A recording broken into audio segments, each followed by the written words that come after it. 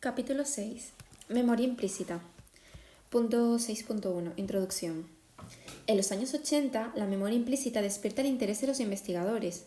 Hasta entonces, la evaluación y el estudio de la memoria se realizaba principalmente con pruebas de recuerdo libre. Es decir, el participante reconoce voluntariamente el material que le presenta el investigador. En el caso de la memoria implícita, la recuperación de la información se realiza involuntariamente, es decir, de forma no intencional. La memoria implícita muestra el efecto de la experiencia previa en la conducta sin que exista recuperación consciente. Es un tipo de memoria procedimental que se muestra principalmente a través de la existencia de priming. Incluso los pacientes con amnesia que no pueden traer a su memoria de manera voluntaria hechos ocurridos en un momento de su vida conservan este tipo de memoria. Poco después de acuñar el término de memoria implícita, los métodos indirectos utilizados para evaluarla se extendieron desde el campo de la psicología experimental cognitiva a los estudios realizados por los psicólogos sociales sobre actitudes y estereotipos, y otras áreas como la memoria implícita colectiva. Earle, en 2022, indica que el mayor desafío de la investigación actual sobre la memoria implícita colectiva es de tipo metodológico. ¿Cómo pueden estudiar los fenómenos escondidos u ocultos en el tiempo? La respuesta es estableciendo relaciones entre la metodología experimental cuantitativa y los enfoques narrativos y de análisis del discurso. Punto 6.2. Memoria implícita. Tipos de priming. Graf y Schachter en 1985 utilizaron por primera vez el término memoria implícita para referirse a un tipo de memoria preservada en pacientes amnésicos y en adultos mayores. También se ha denominado memoria procedimental, memoria no declarativa, memoria no consciente o memoria involuntaria. Nace como área de investigación dentro de la psicología de la memoria hacia mitad de los años 80. El contenido de la información en la memoria implícita es de larga duración y no requiere la recuperación voluntaria o intencional de la experiencia adquirida previamente. En este tipo de memoria, las experiencias previas influyen en la actuación en tareas realizadas después que no requiere la recuperación voluntaria de estas experiencias. Mientras la memoria episódica o explícita requiere la recuperación intencional y voluntaria de la experiencia previa, la memoria implícita es involuntaria o no consciente. ¿Cómo estudiar el funcionamiento de este tipo de memoria? Se estudia en cierto modo de forma similar o como se estudia la memoria episódica. El paradigma utilizado en ambos casos consiste en exponer a los participantes en la primera fase del experimento o fase de estudio a una serie de estímulos para que realicen una tarea con ellos. Después, de manera incidental, se muestra aleatoriamente los estímulos presentados durante la fase de estudio junto a otros estímulos no presentados. La diferencia principal entre las pruebas está en que en las de memoria explícita se pide al participante que trate de recordar si los estímulos eran antiguos o nuevos. Por el contrario, en las pruebas de memoria implícita, el participante realiza una tarea incidental en la que no se pide que trate de recuperar la información presentada previamente. Se dice que existe memoria implícita cuando los participantes responden con mayor precisión o más rápidamente, o ambas, a los estímulos antiguos que a los nuevos. En este caso, existe priming o facilitación producida por la repetición de los estímulos.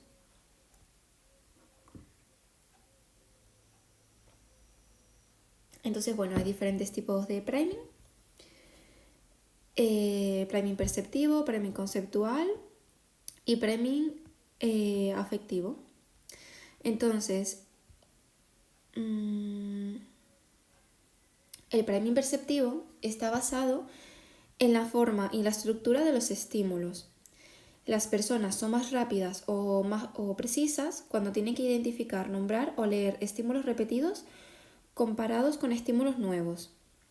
El priming perceptivo está preservado en enfermos amnésicos que tienen destruida su memoria episódica, evaluada con pruebas de recuerdo o reconocimiento que requiere la recuperación consciente de la información. La introducción de cambios en el color, el tamaño y la reflexión derecha-izquierda o el contraste de los estímulos en la fase de prueba no reduce el priming perceptivo, pero empeora la actuación en las pruebas de memoria explícita. Todos estos resultados sugieren que el priming perceptivo no requiere el mismo tipo de codificación que las pruebas de memoria explícita.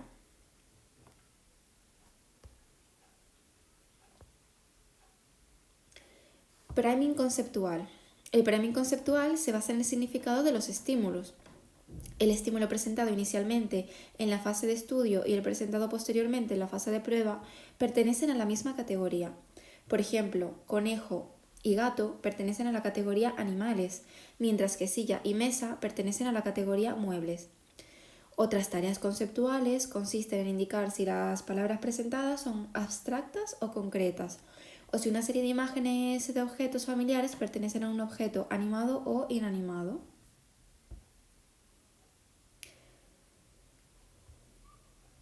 Priming afectivo. El priming afectivo se refiere a la facilitación de la respuesta producida por la activación automática de actitudes a partir de la memoria. El procesamiento de una palabra objetivo positiva, por ejemplo, amor, se facilita cuando viene precedida por una palabra evaluativamente consistente con valencia positiva, por ejemplo, amanecer, en lugar de por una palabra inconsistente con valencia negativa, por ejemplo, accidente. Se evalúa por la diferencia en la actuación en ensayos congruentes. El estímulo presentado primero, prime, y el estímulo objetivo, target, presentado después, tienen la misma valencia emocional.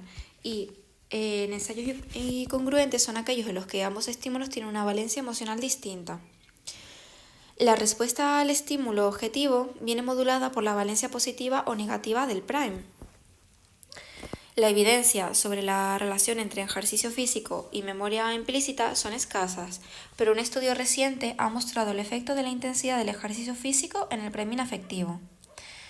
En el estudio de Pérez Rojo y colaboradores en 2022, se asignaron participantes al azar a la condición ejercicio, que podía ser moderado o intenso, sobre una bicicleta estática mientras realizaban una tarea de priming afectivo con palabras de valencia afectiva positiva y negativa.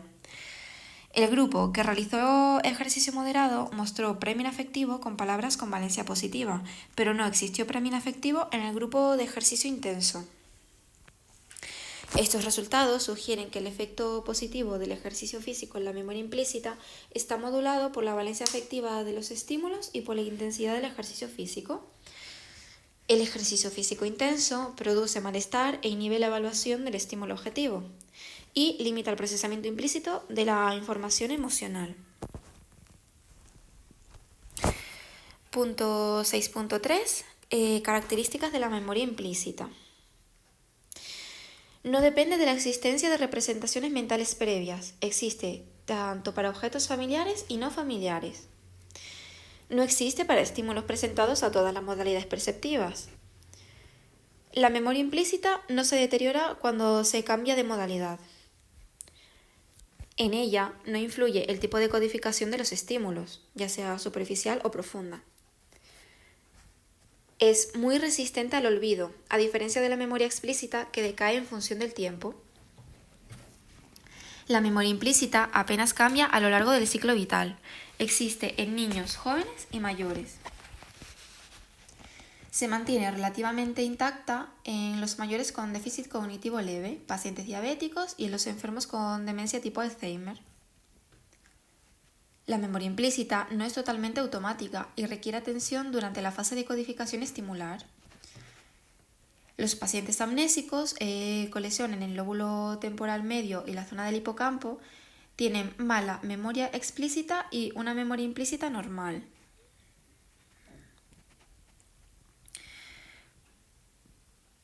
Punto 6.3.1. Duración de los contenidos. La memoria implícita es de larga duración y resiste bien al paso del tiempo entre la fase de estudio y la fase de prueba de memoria, a diferencia de la memoria explícita que disminuye o decae con el paso del tiempo. En los comienzos del estudio de la memoria implícita, Jacobi y Dayas, en 1981, Investigaron la duración de la información en este tipo de memoria utilizando 3 intervalos temporales entre la fase de estudio y la de prueba. Primero, condición sin retraso. Segundo, condición con 15 minutos de retraso. Y tercero, condición con 24 horas de retraso. Los resultados mostraron que el priming no disminuyó con el aumento del intervalo de retención. Por el contrario, la memoria explícita evaluada con una prueba de reconocimiento, antiguo, nuevo, disminuyó en función del intervalo de retención. Es decir, cuanto mayor fue el intervalo entre la codificación y la evaluación de la memoria, peor fue la actuación de los participantes en la prueba de memoria explícita. Tulving y colaboradores en 1982 extendieron el intervalo de retención a una semana y encontraron que la memoria implícita no disminuyó después de una semana, después de la fase de estudio, mientras la memoria explícita se deterioró con el paso del tiempo. Presentar imágenes o estímulos pictóricos también mostró la persistencia de estos contenidos en la memoria implícita. Mitchell y Brown en 1988 presentaron dibujos de objetos familiares y encontraron que la memoria implícita se mantenía constante y no disminuía en un intervalo de retención de entre una semana y 6 semanas. Los objetos fueron nombrados más rápidamente que los nuevos 6 semanas después de la primera presentación. Estudios posteriores en los que presentaron objetos para su exploración táctil demostraron que también existe priming áptico, resistente al paso del tiempo. Reales y Ballesteros en 1999 realizaron un experimento en el que los observadores exploraron objetos familiares visualmente o a través del tacto. En la fase de prueba, un grupo realizó inmediatamente la prueba de memoria implícita consistente en nombrar rápidamente objetos, mientras que otro grupo realizó la prueba media hora después. Los resultados mostraron que el priming de objetos explorados ápticamente no disminuyó con el paso del tiempo, mientras que la memoria explícita empeoró significativamente. Ballesteros y colaboradores en 2006, en una prueba de compleción de fragmentos de dibujos, comprobaron que la memoria implícita se mantuvo para los estímulos atendidos durante la codificación desde unos segundos hasta un intervalo de retención de un mes, mientras que la memoria explícita mostró un deterioro en función del retraso estudio-test. Estos resultados sugieren que el priming de repetición se mantiene hasta meses e incluso años, mientras que la memoria explícita decae con el paso del tiempo. Existe, por tanto, una disociación entre la memoria explícita e implícita. Mientras la primera se deteriora con el paso del tiempo, la segunda se mantiene relativamente constante. Punto 6.3.2. Memoria implícita y amnesia. El profesor Logans Weikans y la neuropsicóloga Elizabeth Warrington publicaron varios artículos a finales de los años 60 en los que mostraban la existencia en pacientes amnésicos de memoria implícita. Presentaron a varios pacientes amnésicos y a un grupo de controles sanos palabras o dibujos fragmentados. Cada día presentaban al principio la versión más incompleta del estímulo y después versiones más complejas. Comprobaron que, con el entrenamiento, los pacientes iban identificando los dibujos y las palabras en una versión cada vez más fragmentada y no eran conscientes de ello. Estos mismos pacientes amnésicos no fueron capaces de discriminar estímulos antiguos de otros nuevos en una prueba de reconocimiento cuando les pidieron recordar conscientemente si los estímulos habían sido presentados previamente. Punto 6.3.3. Mantenimiento de la memoria implícita con la edad. Mientras la memoria episódica decae en los mayores, la memoria implícita se mantiene estable con la edad, o si decae, lo hace en menor medida. Muchos estudios conductuales sugieren que los mayores tienen problemas cuando tratan de recuperar de manera voluntaria información presentada anteriormente, o cuando intentan recordar nombres de lugares o personas. Sin embargo, su memoria implícita apenas cambia, o si lo hace, el efecto de la edad es pequeño y apenas hay diferencias entre jóvenes y mayores. Punto 6.4. Evaluación de la memoria implícita. Las pruebas más frecuentes consisten en presentar estímulos verbales visual o auditivamente. También se han utilizado dibujos lineales o fotos de objetos. Menos numerosas han sido otras pruebas diseñadas para presentar estímulos explorados a través de otras modalidades perceptivas como el tacto, el gusto o el olfato.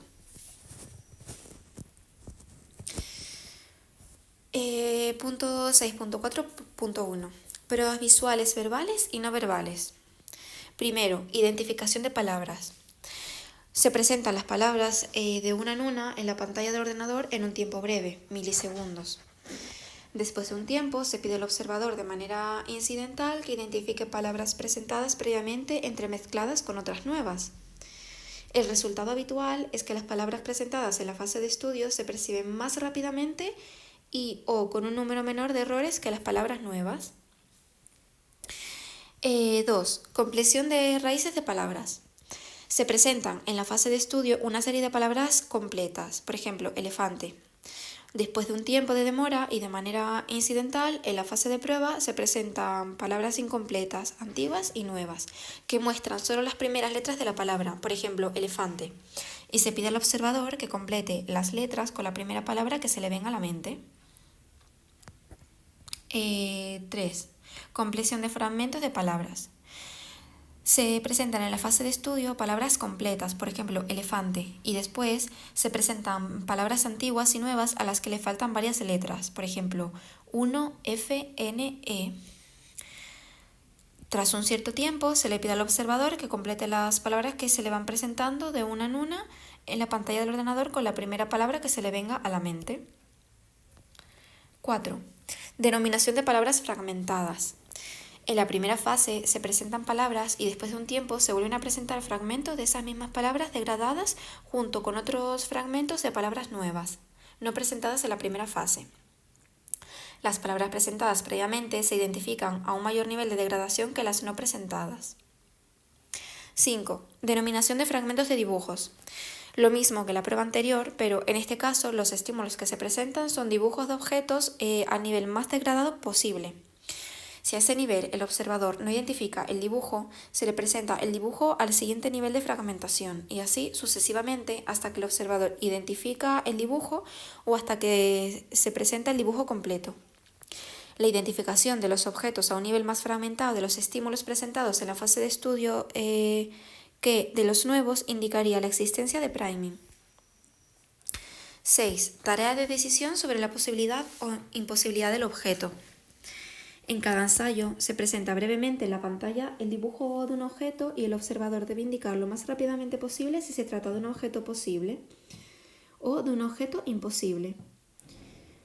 Existe memoria implícita cuando el nivel de respuestas correctas es superior para los estímulos presentados previamente en comparación con los estímulos nuevos.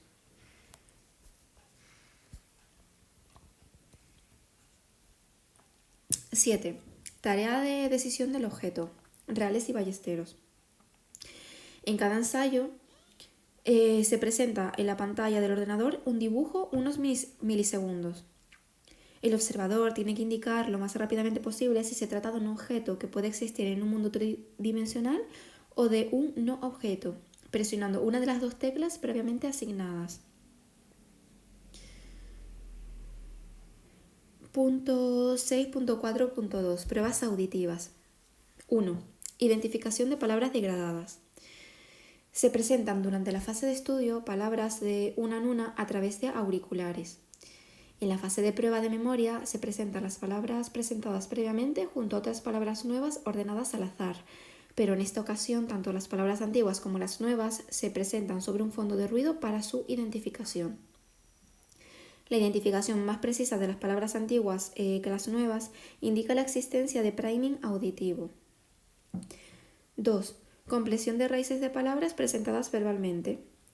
Durante la primera fase se presentan palabras aditivamente a través de auriculares. Tras un tiempo, en la fase de prueba se presentan solo los inicios de las palabras y se pide al observador que las complete con la primera palabra que le venga a la mente. La mejor actuación con las palabras presentadas previamente que con las nuevas que se añaden en esta prueba de memoria implícita indica la existencia de priming. Punto 6.4.3. Pruebas utilizadas en otras modalidades perceptivas. Las pruebas de memoria implícita utilizadas para presentar estímulos a otras modalidades perceptivas como el tacto activo, sistema áptico, al olfato o al gusto han sido mucho menos numerosas que las utilizadas en visión. Pruebas ápticas, tacto activo. 1. Prueba de detección de la simetría bilateral, Ballesteros y colaboradores. Se presentan una serie de objetos tridimensionales, la mitad simétricos y la otra mitad asimétricos al tacto. La tarea consiste en decir lo más rápidamente posible si el objeto presentado es simétrico o asimétrico.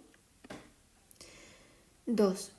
Tarea de identificación de objetos familiares presentados al tacto. Se sienta en una silla al observador con los ojos tapados y se le presentan de uno en uno objetos para que los explore con las manos e identifique rápidamente de qué objeto se trata. Después de un tiempo de retraso, se presentan de uno en uno objetos familiares antiguos junto a otros nuevos para que identifique cada objeto lo antes posible. La mejor actuación con objetos antiguos frente a nuevos indica la existencia de memoria implícita áptica. Mucho más escasas son las tareas utilizadas para evaluar la percepción y la memoria implícita quimiosensorial para estímulos presentados al olfato y al gusto, a pesar de que estos sentidos hacen posible la identificación de sustancias peligrosas o dañinas y nos permiten disfrutar del sabor de la comida y del olor de las fragancias.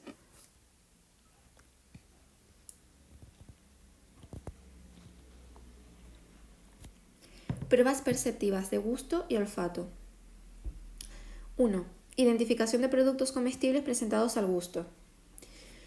Durante la fase de estudio se presenta en la boca del observador, cómodamente sentado con los ojos tapados, productos comestibles de uno en uno durante unos segundos en que pueda tocarlos con las manos. El observador describe su sabor y su textura. Se realiza una tarea distractora, como tachar una determinada letra en una hoja impresa. Y después se le pide al observador de manera incidental que identifique lo más rápidamente posible productos comestibles presentados en la fase de estudio, presentados al azar junto a otros tantos productos nuevos.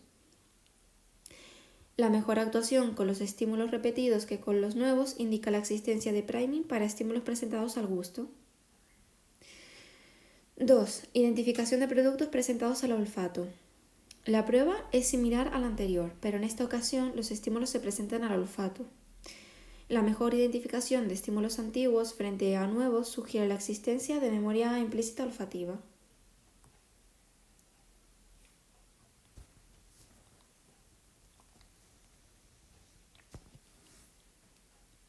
Punto 6.5. Memoria implícita intramodal e intermodal. Hemos visto que existe memoria implícita intramodal o dentro de una misma modalidad, que es cuando los estímulos se presentan durante la fase de estudio y la fase de prueba de memoria en la misma modalidad perceptiva. Muchos trabajos han mostrado la existencia de priming o facilitación intramodal en muchas modalidades sensoriales. También se ha comprobado que existe memoria implícita intermodal, que es cuando se cambia la modalidad de presentación de los estímulos de la fase de estudio a la fase de prueba de memoria.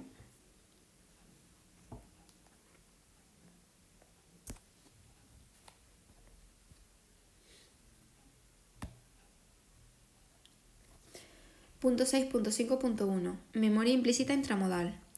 La visión ha sido la modalidad perceptiva más utilizada para la presentación de estímulos debido a su eficacia y rapidez, y porque no requiere de instrumentación especial.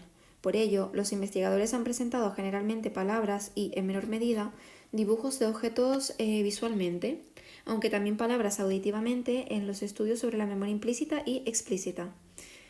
Estos estudios han encontrado priming auditivo para palabras presentadas durante la fase de estudio en comparación con otras palabras que no habían sido presentadas previamente.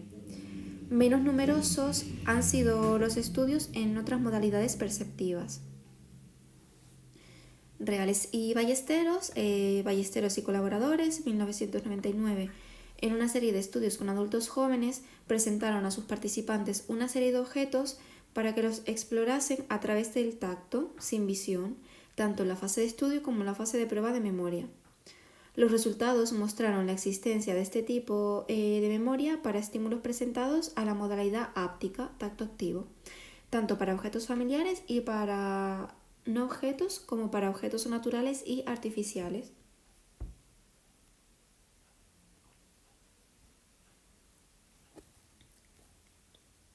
Entonces, bueno, aquí tenemos el recuadro 6.1 sobre dicho estudio, que era sobre priming para objetos presentados al tacto. Objetivos e hipótesis, pues era comprobar si existía memoria implícita para objetos tridimensionales naturales que existen en la naturaleza y objetos artificiales fabricados por el ser humano, explorados utilizando el tacto. Y el otro objetivo fue comprobar la influencia de las variaciones perceptivas de los estímulos en la memoria implícita y explícita. La hipótesis puesta a prueba fue que si el priming se debe a la construcción de una representación tridimensional de los objetos durante la fase de estudio, la facilitación se mantendría a pesar de que los participantes llevaran guantes durante la prueba de memoria implícita. La interferencia de los mecanorreceptores de la piel producida en la condición con guantes no deterioraría la descripción estructural de los objetos explorados durante la fase de estudio. Por otro lado, si las representaciones episódicas que soportan la memoria explícita incluyen información perceptiva, conceptual y contextual, la utilización de guantes en la prueba de reconocimiento antiguo-nuevo empeoraría la memoria explícita. Entonces, en este estudio participaron 80 adultos, 20 fueron asignados al azar a cada una de las 4 condiciones experimentales.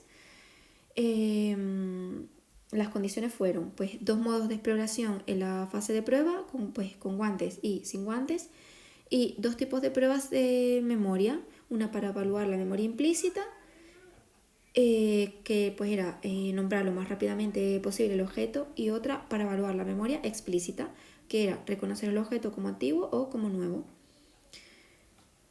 Los estímulos y aparatos utilizados. Los estímulos utilizados fueron 40 objetos familiares, 20 naturales y 20 artificiales creados por el ser humano.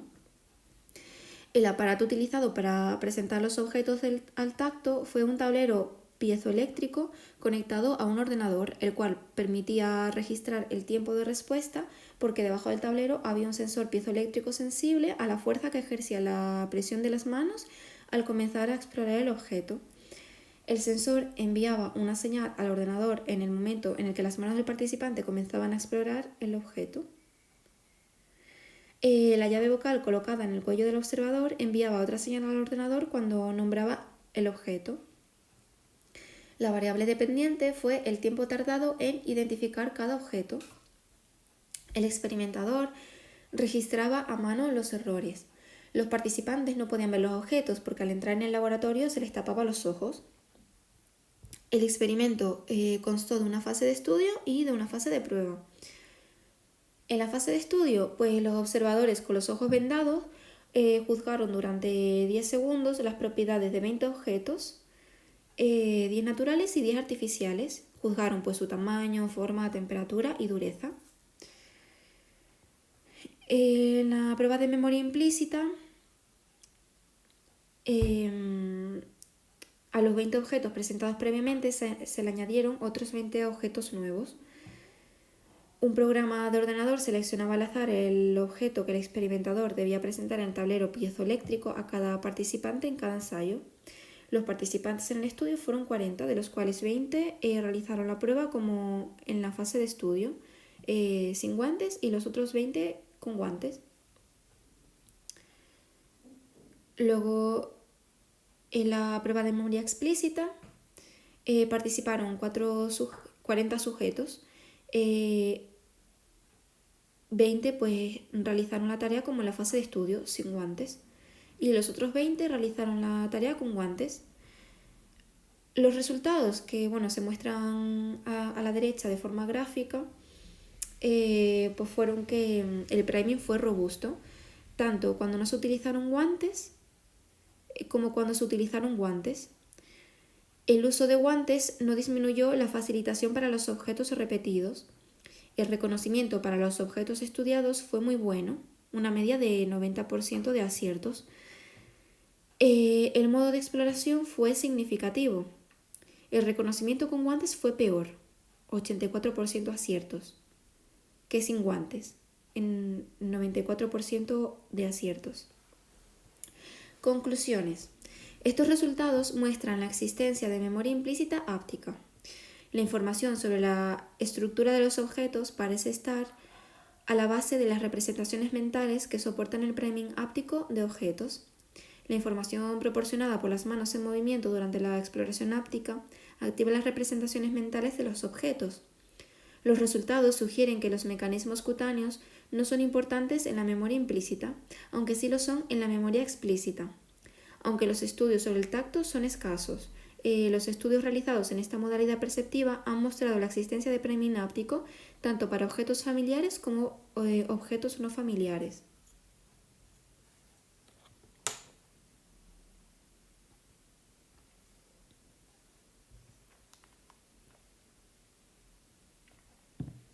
Punto 6.5.2. Memoria implícita intermodal. Visión-audición y visión-tacto. El priming perceptivo se creía que era específico de la modalidad perceptiva a la que se presentaban los estímulos, porque depende de sus características físicas. A esta conclusión se llegó basándose en resultados de estudios realizados con palabras presentadas a la visión y la audición. La forma habitual de estudiar el efecto del cambio de modalidad ha sido presentar durante la fase de estudio palabras en una modalidad y durante la fase de prueba presentar esos mismos estímulos junto a otros nuevos en la otra modalidad. Los resultados mostraron que el priming se reducía e incluso llegaba a desaparecer con el cambio de modalidad. Sin embargo, estos podían deberse a la falta de solapamiento entre las claves perceptivas.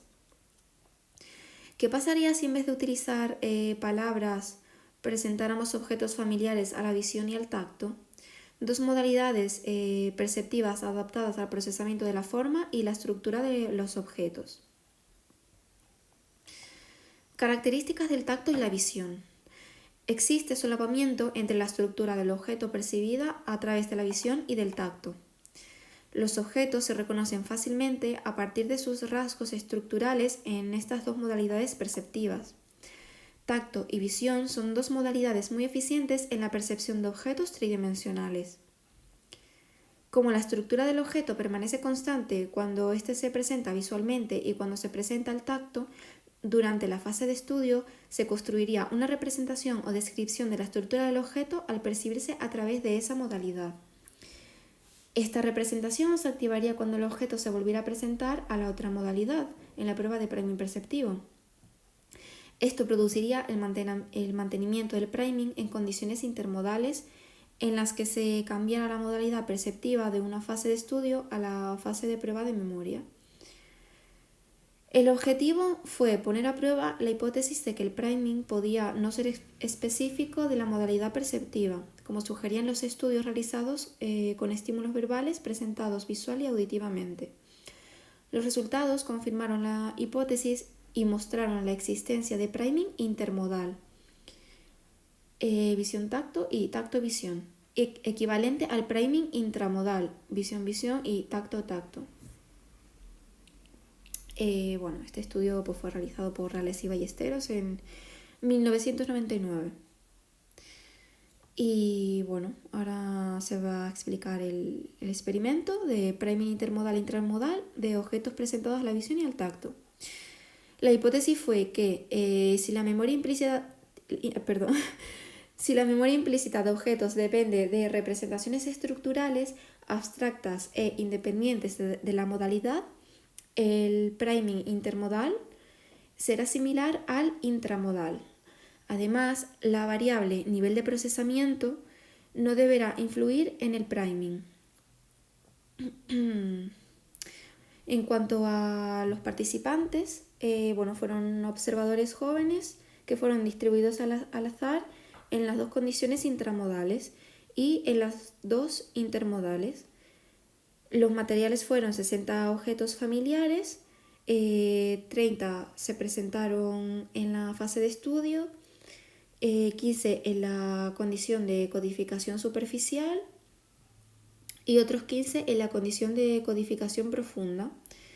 Los otros 30 objetos se añadieron a los anteriores en la fase de prueba de memoria.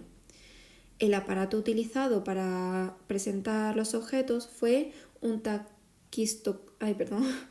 taquistoscopio de objetos tridimensionales que tiene una pantalla de cristal líquido situada a nivel de los ojos del observador para la presentación visual de los estímulos. Cuando la exploración del objeto se realiza a través del tacto activo, la pantalla no deja ver a su través y los participantes exploran los objetos introduciendo las manos por la apertura situada en la parte inferior del aparato. En la fase de estudio, según la condición experimental, se presentaron a cada participante de uno en uno 30 objetos familiares visual o ápticamente. En la condición de codificación áptica, el observador disponía de 10 segundos para explorar cada objeto y valorar su volumen, o para construir una oración gramatical en la que apareciera el nombre del objeto presentado. Los participantes que codificaron los objetos visualmente disponían también de 10 segundos para mirar a través de la pantalla de cristal líquido del taquistoscopio intermodal y realizar la misma tarea.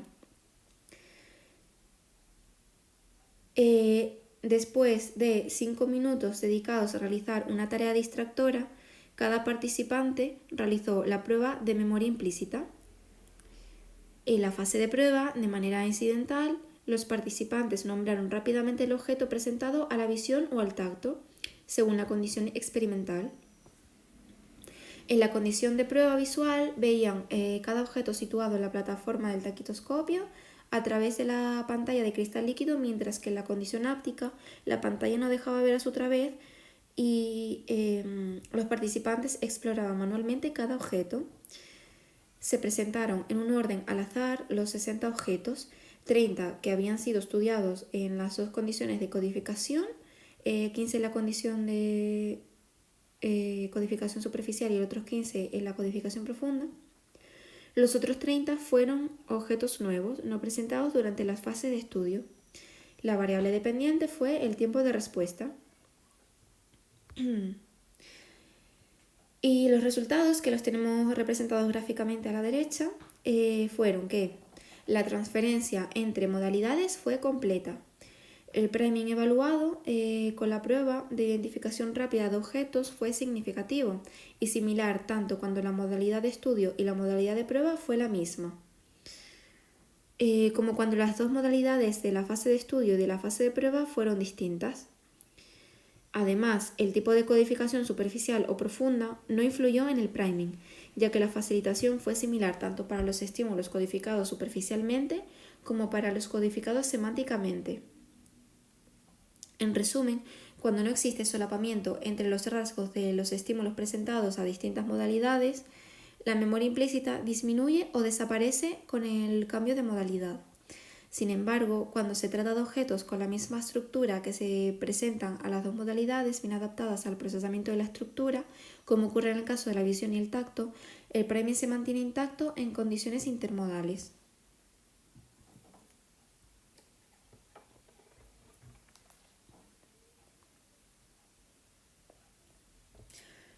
Punto 6.5.3.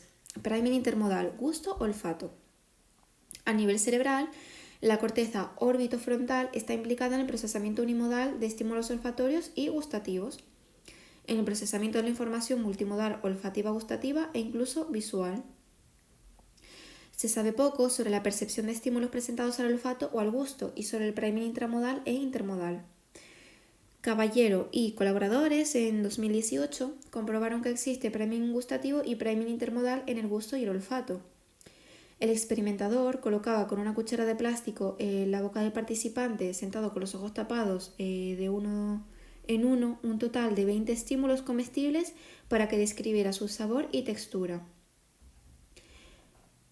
En la fase de prueba, después de 5 minutos realizando una tarea distractora de manera incidental, el participante olía de uno en uno los estímulos presentados en la fase de estudio entremezclados con otros estímulos nuevos.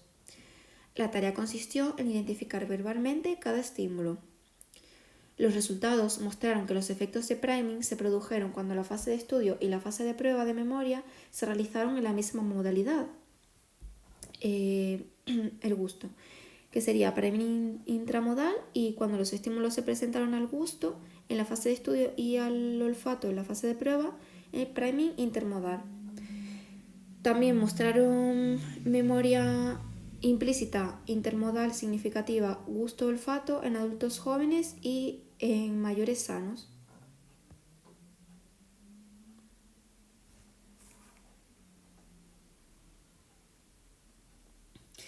Punto 6.6.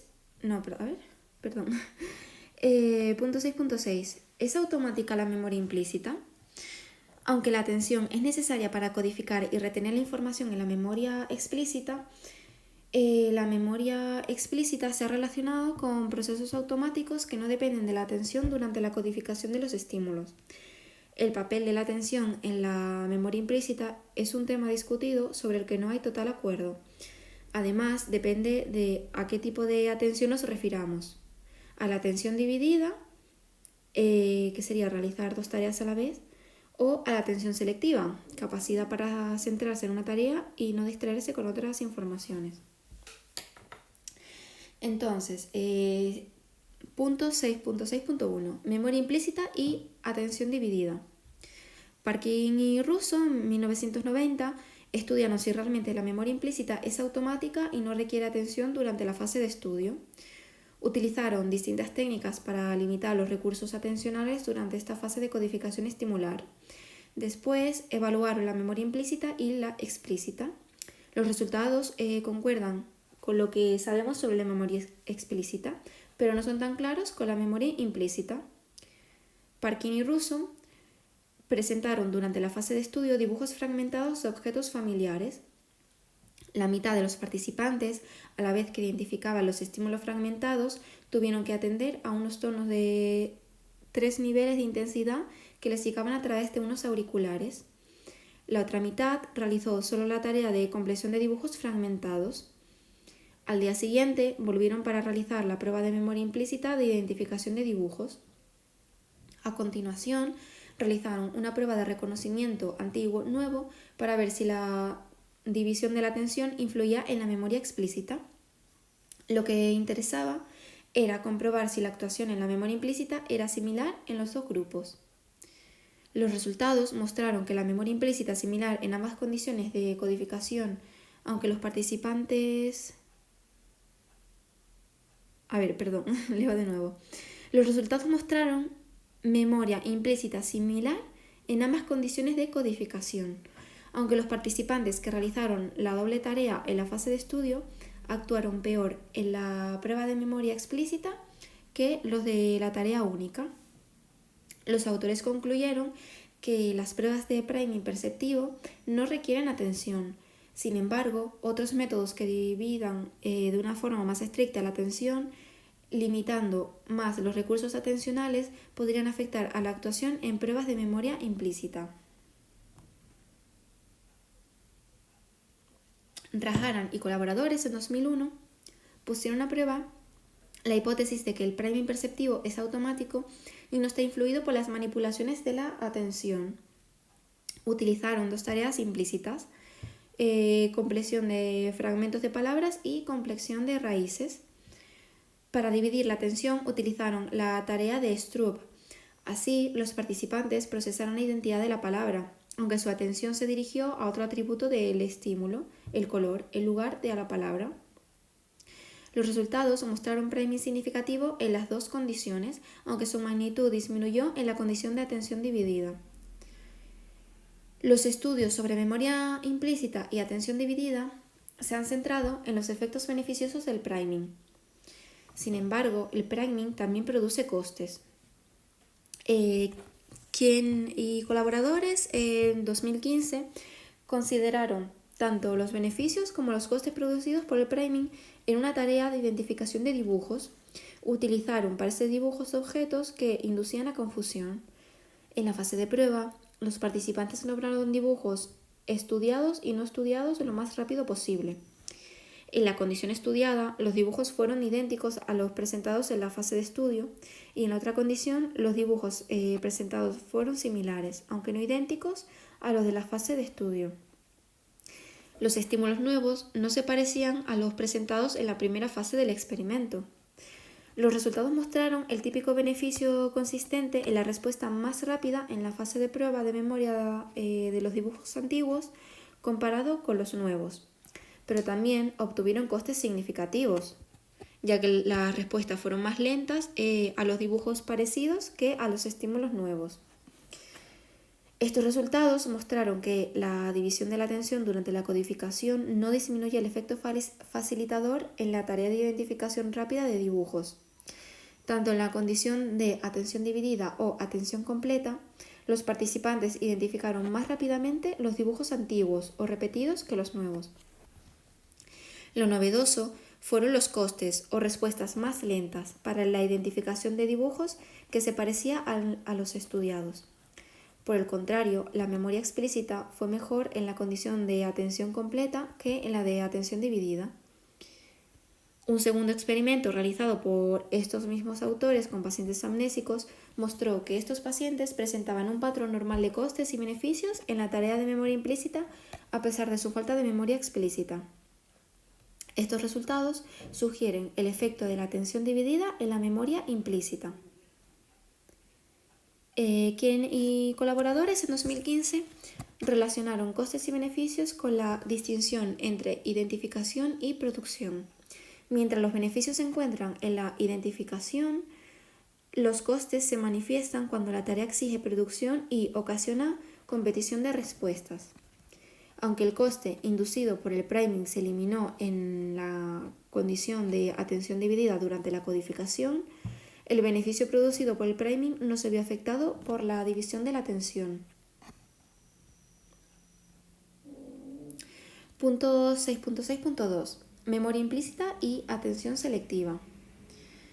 La atención selectiva es necesaria para la recuperación voluntaria, episódica, de la información previamente codificada en el cerebro. Además, un número creciente de estudios sugiere que la memoria implícita no es totalmente independiente de la atención. Ballesteros y colaboradores, para comprobar el compromiso de la atención selectiva durante la codificación, realizaron una serie de estudios con distintos grupos de participantes presentando los estímulos a distintas modalidades, visión, tacto, durante la codificación para evaluar posteriormente su memoria implícita y explícita. Realizaron varios estudios con muestras de diferentes participantes, adultos jóvenes, niños de 8 y 10 años sanos y con déficit de atención y niños mayores sanos. El procedimiento utilizado fue el siguiente. En la fase de estudio se presentaba en cada ensayo en el centro de la pantalla del ordenador dibujos lineales de dos objetos familiares solapados, uno de color verde y otro de color azul. Y bueno, tenemos la representación gráfica ahí a la derecha. La tarea consistía en nombrar lo más rápido posible el objeto de un color determinado, por ejemplo, verde, objeto atendido. El objeto del otro color, azul, también aparecía, objeto no atendido, pero los participantes no tenían que nombrarlo. Después de un tiempo de retraso, el participante realizaba de manera incidental la prueba de memoria implícita en la que se presentaba en el centro de la pantalla el dibujo de un objeto correspondiente a un objeto atendido, no atendido o no estudiado en color negro. Terminada esta prueba, se evaluó su memoria explícita para los 3 tipos de estímulos.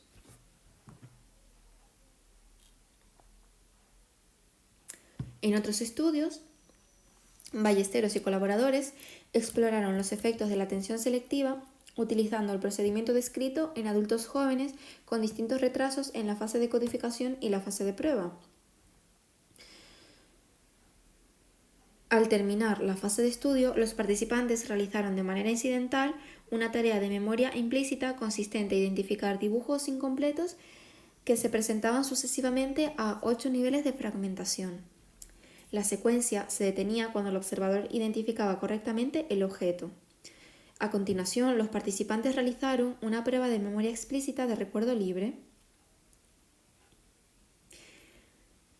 Entonces, la figura que tenemos a la derecha, la 6.10, muestra los resultados obtenidos con adultos jóvenes para dibujos lineales de objetos atendidos y no atendidos en distintas condiciones de retraso entre la codificación y la prueba de memoria, que iban desde inmediatamente después de la fase de estudio hasta un mes después.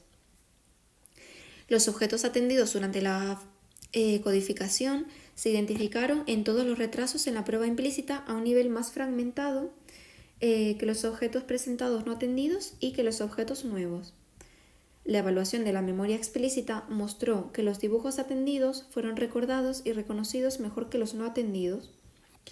La actuación de la memoria explícita empeoró en función del retraso para los estímulos atendidos, mientras que para los no atendidos la actuación fue consistente a través de los distintos retrasos.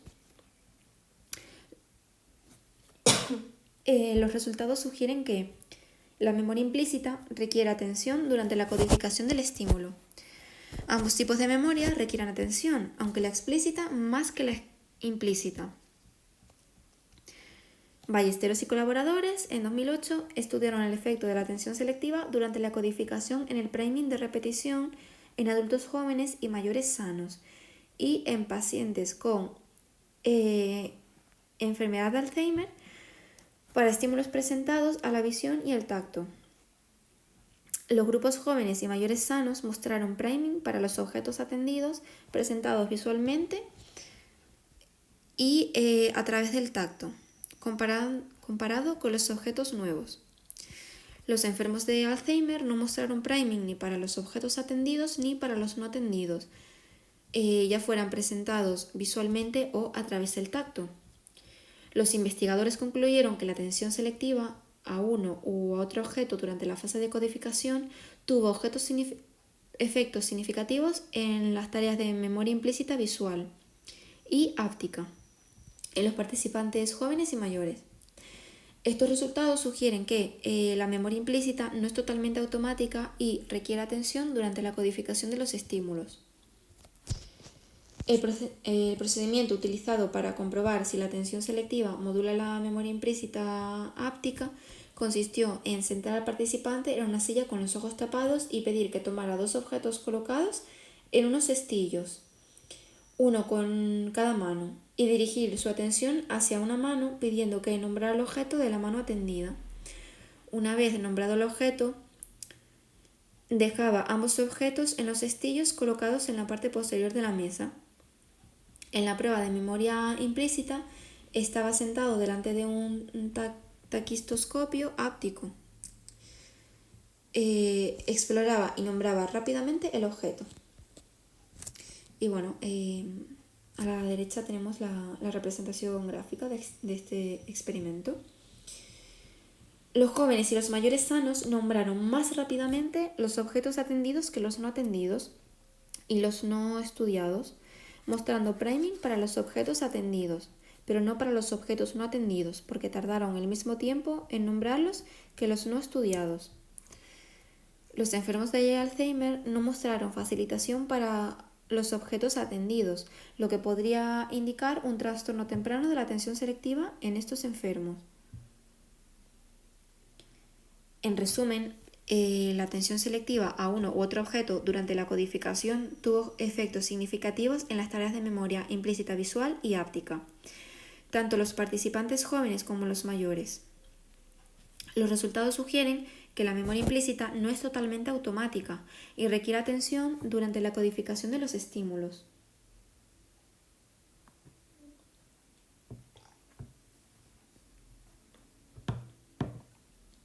Punto 6.7. Teorías propuestas para explicar la memoria implícita. Filósofos y psicólogos del siglo XIX pensaban que la memoria no era un proceso único, siendo una de las dicotomías propuestas la que distinguía entre memoria declarativa y memoria no declarativa. William James, Principles of Psychology, en 1890, se refería a la memoria y al hábito como entidades diferentes. En el siglo XX, McDougall, 1923, se refirió a dos formas de reconocimiento, uno explícito y otro implícito. Winograd, 1975, distinguió entre conocimiento declarativo y conocimiento procedimental. Sin embargo, faltaban resultados experimentales que sustentaran estas propuestas, por lo que se han propuesto dos teorías para explicar la memoria implícita, que serían la teoría de los sistemas de memoria y las basadas en los sistemas de procesamiento de la información. Entonces, bueno, vamos a pasar a explicar los sistemas de memoria. Turing en 1985 definió un sistema de memoria como una estructura anatómica evolutivamente distinta a otros sistemas que se diferencia por sus métodos de adquisición, representación y recuperación de la información. Cada sistema de memoria se desarrolla a un ritmo diferente y se deteriora de manera diferente debido a la enfermedad y al envejecimiento. Los distintos sistemas de memoria que existen en el cerebro funcionan en paralelo para mantener y soportar la conducta del individuo. Por ejemplo, un suceso negativo ocurrido durante la infancia puede producir un recuerdo declarativo estable relacionado con ese evento, pero también puede producir miedo duradero no declarativo. Pero no todos los investigadores aceptan la existencia de distintos sistemas de memoria y son partidarios de un modelo único y del reconocimiento y el priming. Schachter y Tulvin en 1994 propusieron 5 sistemas de memoria. El sistema de la memoria de trabajo, el sistema de la memoria procedimental, el sistema de la representación perceptual, el sistema de la memoria semántica y el sistema de la memoria episódica. Centrándonos en el sistema de representación perceptual, pues es un sistema no declarativo formado por una serie de módulos específicos que actúan sobre la información sensorial relacionada con la forma y la estructura de los estímulos. Su evaluación se realiza con pruebas indirectas que no requieren la recuperación consciente y se mantiene con la edad e incluso con las primeras fases de la demencia. Los defensores de las teorías de procesamiento han criticado el enfoque de los sistemas de memoria porque dicen que se centran en la existencia de disociaciones y no explican los resultados observados al comienzo y al final del ciclo vital. Sin embargo, la teoría de los sistemas de memoria puede explicar los resultados obtenidos en estudios con pacientes amnésicos que actúan muy mal en tareas de memoria explícita, pero lo hacen como los adultos sanos en tareas de memoria semántica y de memoria implícita. Aunque al principio la idea de que la memoria no era una entidad única, sino que estaba formada por componentes funcionales neuralmente distintos, se basó en resultados de estudios con pacientes neurológicos y animales. Actualmente ha recibido un fuerte apoyo de los estudios con imágenes cerebrales funcionales.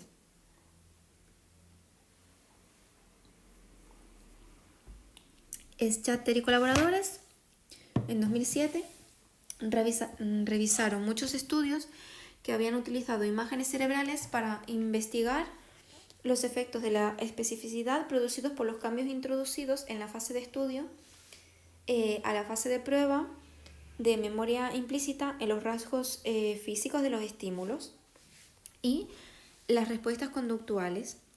También revisaron las correlaciones existentes entre el priming conductual y el priming neural, expresado normalmente por la reducción de la activación cerebral en algunas áreas corticales. La conclusión a la que llegaron fue que en el priming existen dos mecanismos distintos. El primero tiene que ver con los efectos de la especificidad estimular que para los estímulos visuales parecen ser más pronunciados en las regiones visuales primarias de la corteza occipital, mientras que el priming semántico se produce en regiones del cerebro más anteriores, como el fusiforme y zonas parahipocámpicas. Un segundo mecanismo refleja los cambios en el córtex prefrontal que impulsan los efectos del priming conductual de forma descendente, a medida que los procesos inicialmente controlados se vuelven más automáticos.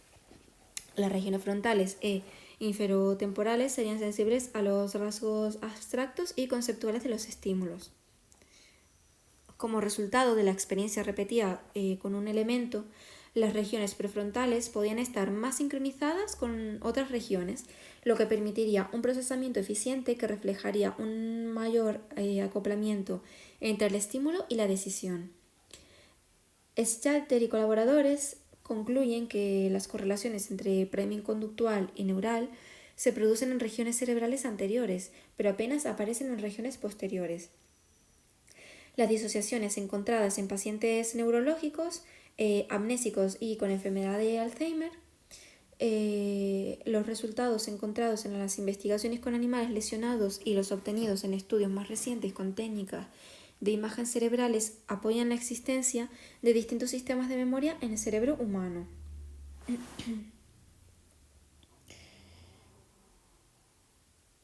Y luego estarían las teorías basadas en el procesamiento de la información. La mayor crítica a las teorías de los sistemas de procesamiento y la profundidad superficial o profunda de procesamiento es que carecen de especificidad formal. Aunque a nivel de investigación la distinción entre procesamiento superficial guiado por los datos y procesamiento profundo guiado por el significado ha producido resultados interesantes, la mayoría de las tareas experimentales requieren de ambos tipos de procesamiento. El problema más importante de las teorías de procesamiento es que no pueden falsearse, porque cuando un resultado experimental sale en la dirección esperada por la teoría, se dice que los participantes en el estudio están utilizando un procesamiento adecuado. Cuando los resultados no son los que espera el investigador, se alega que probablemente algunos participantes están utilizando un tipo de procesamiento diferente. Otra debilidad de las teorías de procesamiento es que no pueden explicar la destrucción de la memoria episódica en los pacientes amnésicos mientras mantienen conservada la memoria semántica y la procedimental. En resumen, aunque se ha sugerido que la distinción entre los distintos tipos de memoria refleja fundamentalmente los distintos procesos que deben ponerse en marcha para acceder a la representación común subyacente, la idea de la existencia de distintos sistemas cerebrales implicados en distintas memorias parece más consistente con los datos psicológicos, biológicos y de imágenes cerebrales disponibles.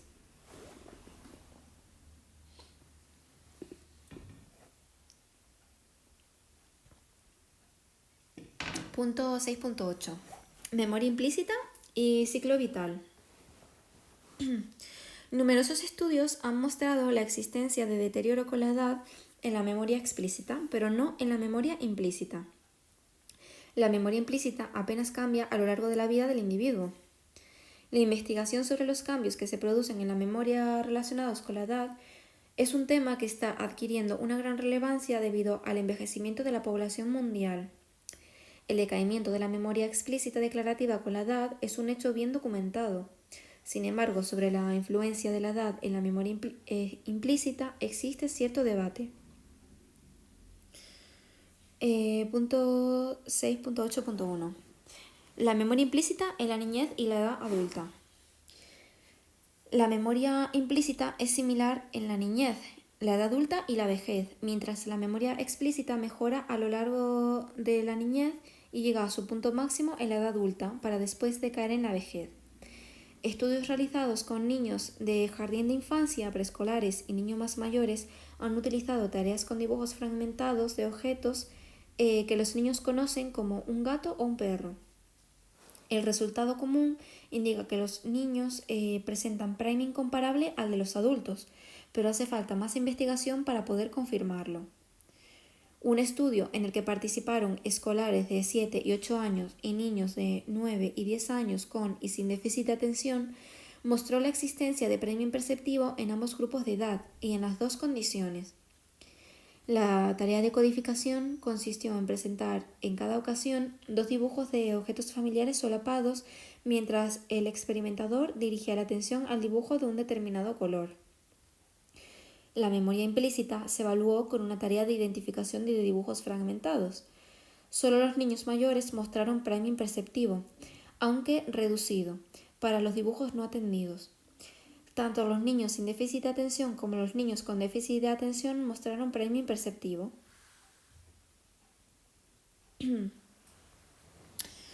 Punto 6.8.2. La memoria implícita en el envejecimiento normal y patológico.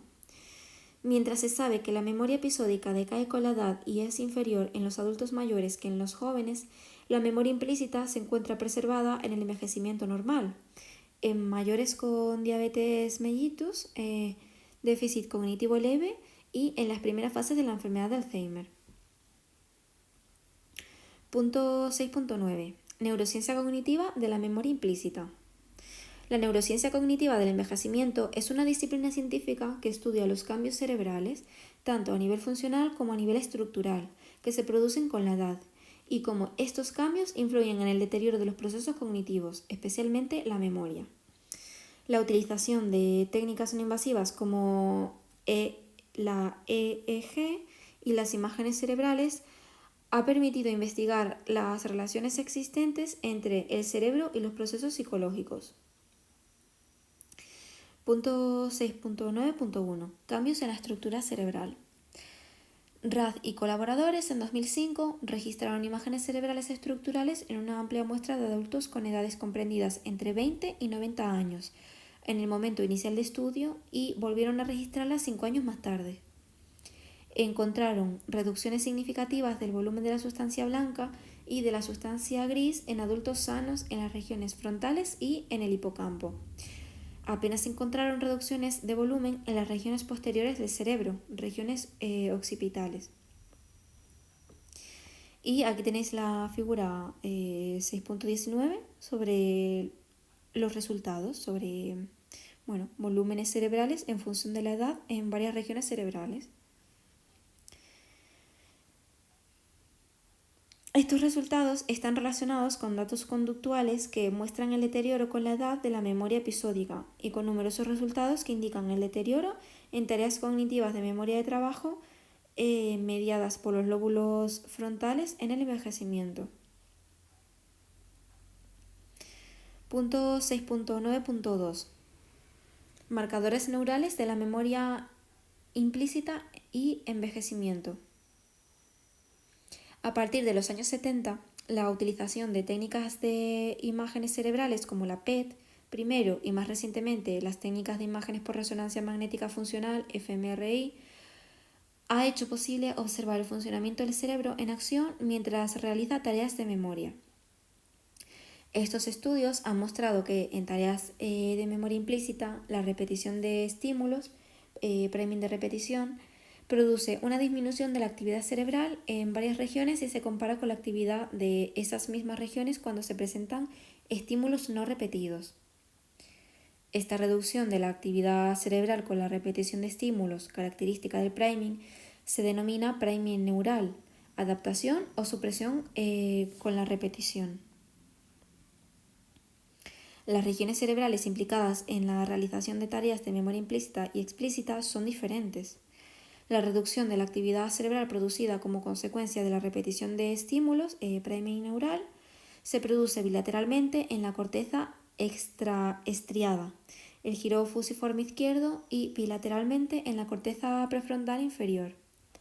Estudios sobre priming semántico o conceptual han mostrado que la facilitación con la repetición depende de regiones temporales, giro temporal medio, y frontales, giro frontal inferior. Se ha encontrado reducción de la asimetría cerebral en la vejez. Procesos que se encuentran lateralizados en un hemisferio cerebral, los jóvenes se ha visto que están bilateralizados en los mayores. Se ha observado que con la edad se produce el cambio de la actividad cerebral desde las regiones posteriores a las anteriores del cerebro. El aumento de la actividad cerebral encontrado en regiones prefrontales de la corteza cerebral podría desempeñar un papel compensatorio de los déficits asociados a la edad que se producen en otras regiones del cerebro. Esta actividad frontal compensatoria sugiere la existencia de cierta flexibilidad y reorganización de las redes neuronales con la edad.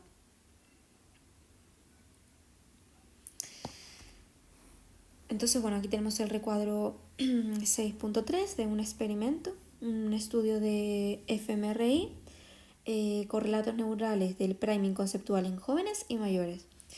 El objetivo era investigar las posibles diferencias en la actividad cerebral mientras participantes jóvenes y mayores sanos realizaban una tarea de memoria implícita.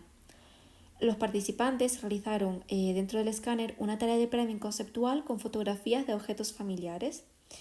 Estudios previos de priming de repetición con jóvenes mostraron que la actividad cerebral se reduce en varias regiones cerebrales cuando se procesan estímulos previamente presentados. Es lo que se reconoce como supresión con la repetición o priming neural, atribuido al descenso de las demandas cognitivas y a la mayor eficiencia cuando se procesan estímulos que ya se han experimentado. En concreto, se produce reducciones en el tiempo de respuesta y en la actividad neural para los estímulos repetidos, comparando con los no repetidos en varias regiones cerebrales posteriores y anteriores. Las regiones frontales serían las implicadas en la recuperación del reconocimiento semántico necesario para realizar las tareas clasificatorias conceptuales, mientras que las regiones cerebrales posteriores estarían implicadas en la codificación de la representación perceptual de los estímulos. La pregunta que nos hicimos fue si la actividad cerebral asociada a la repetición de estímulos de los participantes mayores sería similar a la de los jóvenes.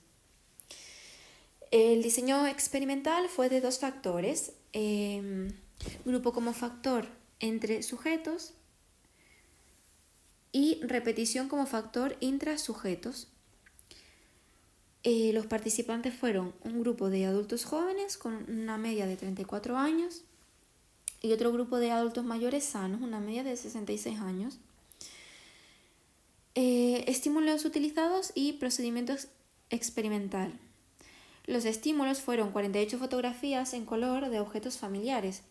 La mitad se correspondían a seres vivos y la otra mitad a objetos sin vida. Estos objetos se distribuyeron al azar en dos listas de 24 estímulos cada una. En cada lista, 12 dibujos se presentaron una vez y los otros 12 se presentaron 3 veces. Cada estímulo se presentó durante un segundo en una pantalla. La mitad de los estímulos se presentaron a la vez y fueron los estímulos estudiados en la prueba de reconocimiento realizada fuera del escáner al acabar la prueba de memoria implícita. Las imágenes cerebrales se registraron en un escáner Allegra de 3 teslas. Los participantes realizaron dentro del escáner una tarea de clasificación conceptual consistente en responder lo más rápidamente posible si el objeto es un ser vivo o un objeto sin vida apretando uno u otro botón. Los resultados de ambos grupos mostraron priming conceptual similar. Jóvenes y mayores respondieron más rápido a los objetos repetidos que a los no repetidos, mostrando la misma magnitud de facilitación con la repetición de estímulos. En cuanto al priming neural, tanto jóvenes como mayores mostraron reducciones significativas de la actividad cerebral con la repetición de los estímulos en varias regiones anteriores y posteriores del cerebro relacionadas con el priming neural. Sin embargo, mientras los jóvenes mostraron muchas regiones cerebrales sensibles a la repetición de estímulo, los mayores mostraron priming neural muy reducido, tanto en el número de zonas cerebrales que mostraron este efecto, como en cantidad de reducción de la actividad cerebral con la repetición estimular. La figura 6.16 muestra que los jóvenes presentan una amplia red de regiones cerebrales sensibles a la repetición de estímulos, mientras los mayores mostraron una reducción de la magnitud del priming neural a los objetivos visuales repetidos. Tarea de reconocimiento.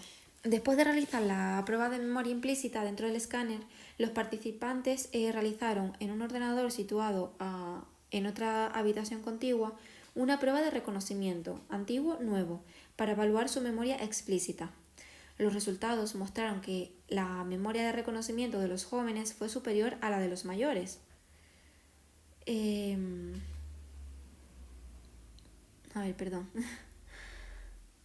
Estos resultados son consistentes con otros que muestran mejor memoria explícita en los jóvenes y memoria implícita similar en ambos grupos de edad. Discusión. Aunque el priming conductual fue similar en ambos grupos, encontramos diferencias significativas en el priming neural. Como puede apreciarse en la figura, el número de regiones cerebrales que mostraron priming neural fue menor en los mayores que en los jóvenes. No se encontraron regiones que mostraran mayor reducción de la actividad cerebral asociada a la repetición de estímulos en los mayores que en los jóvenes, incluso durante la tercera presentación de objetos. Estos resultados concuerdan con los de Bergerbest y colaboradores en 2009, que también obtuvieron menos priming neural en los mayores que en los jóvenes.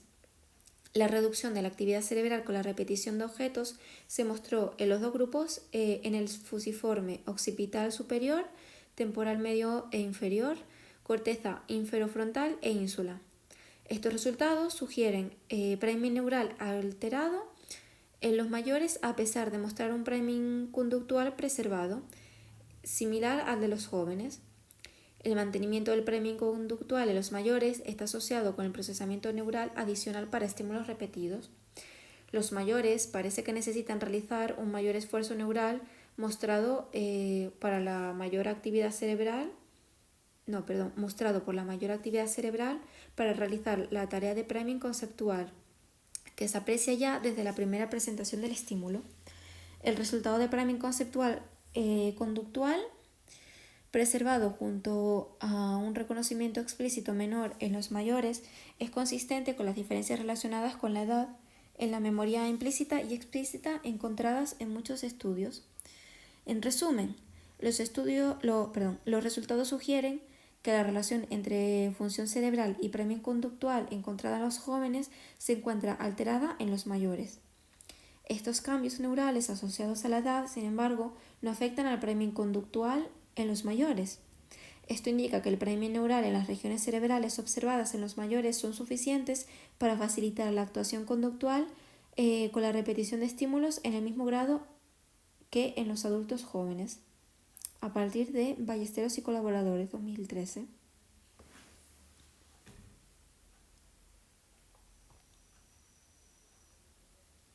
Tanto los resultados de estudios de fMRI como los estudios electrofisiológicos sugieren que los mayores tienden a exhibir mayor implicación frontal o una implicación bilateral frontal cuando realizan distintas tareas cognitivas, mientras los jóvenes muestran respuestas frontales menores o más lateralizadas.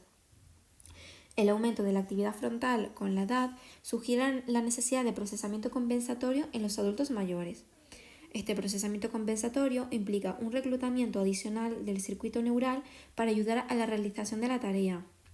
Es posible que la necesidad de compensación frontal con la edad se deba a la menor eficiencia del procesamiento en regiones cerebrales posteriores.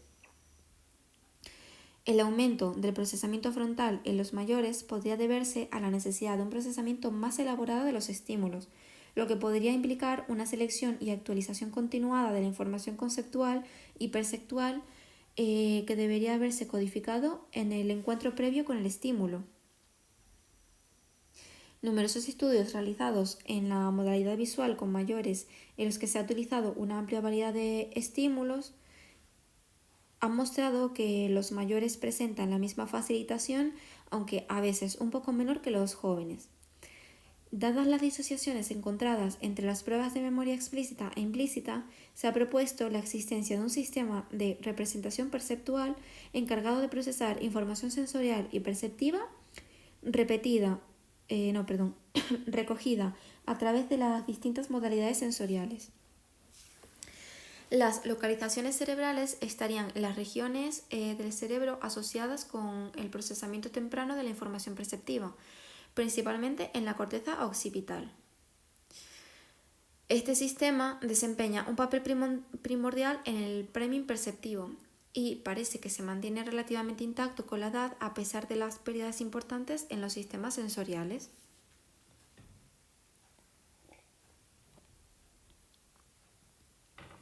Punto 6.9.3. La disociación memoria implícita, memoria explícita en la amnesia. La amnesia es una enfermedad que produce graves trastornos en la capacidad para realizar nuevos aprendizajes. Lo que llamó la atención de los investigadores fue que la actuación de los pacientes era normal en las pruebas de memoria implícita, a pesar de su actuación deficiente en pruebas de memoria explícita de recuerdo libre y reconocimiento. Warrington y Weiskrantz, estudiando la memoria de varios pacientes amnésicos y un grupo de control de participantes sanos con dibujos y palabras fragmentados, encontraron que al volver a presentar los mismos estímulos, los pacientes amnésicos los identificaron a un nivel más fragmentado que cuando realizaron la tarea por primera vez. Los pacientes amnésicos que habían perdido su memoria voluntaria mostraron facilitación perceptiva con la repetición de los estímulos. Cuando horas o días después representaron a los participantes estos estímulos junto a otros nuevos para que trataran de reconocer qué estímulos habían sido presentados previamente y cuáles no, los participantes amnésicos actuaron al azar. No podían traer a su memoria de forma voluntaria la información presentada previamente.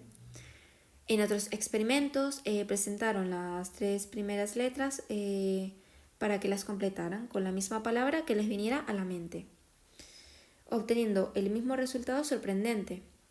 Parecía que estos enfermos no eran conscientes de que estaban completando las palabras con nombres que les habían aparecido previamente o que estaban nombrando palabras y dibujos fragmentados que correspondían a los presentados en la fase de estudio.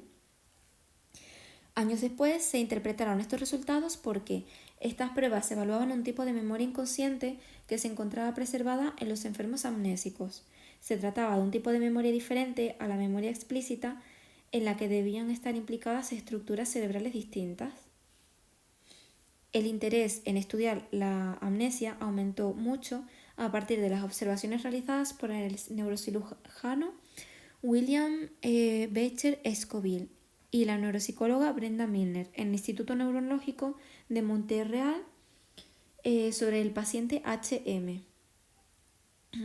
El paciente amnésico más estudiado desde la mitad del siglo pasado hasta su muerte en 2008. Lo más interesante en este paciente es que, después de la intervención quirúrgica realizada para evitar las crisis epilépticas que padecía HM, fue incapaz de realizar nuevos aprendizajes, al menos de manera consciente, aunque pronto se dieron cuenta de que sí era capaz de realizar determinados aprendizajes de manera implícita, es decir, sin ser consciente de ello. La memoria implícita se encuentra preservada en los pacientes amnésicos. La explícita está seriamente deteriorada. Resumen y conclusiones.